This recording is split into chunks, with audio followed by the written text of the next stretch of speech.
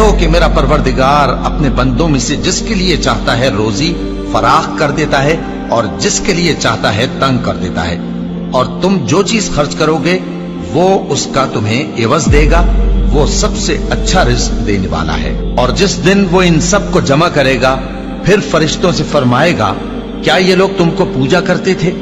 وہ کہیں گے تو پاک ہے، تو ہی ہمارا دوست ہے، نہ کہ یہ، بلکہ یہ جنات کو پوجا کرتے تھے اور اکثر انہی کو مانتے تھے۔ تو آج تم میں سے کوئی کسی کو نفع اور نقصان پہنچانے کا اختیار نہیں رکھتا، اور ہم ظالموں سے کہیں گے کہ اب دوزخ کے عذاب کا جس کو تم جھوٹ سمجھتے تھے مزہ چکھو۔ اور جب ان کو ہماری روشن آیتیں پڑھ کر سنائی جاتی ہیں تو کہتے ہیں یہ ایک ایسا شخص ہے جو چاہتا ہے کہ جن چیزوں کی تمہارے باپ دادا پرستش کیا کرتے تھے ان سے تم کو روک دے، اور یہ بھی کہتے ہیں کہ یہ قرآن محض جھوٹ ہے جو اپنی طرف سے بنا لیا گیا ہے، اور کافروں کے پاس جب حق آیا تو اس کے بارے میں کہنے لگے کہ یہ تو کھلا جادو ہے۔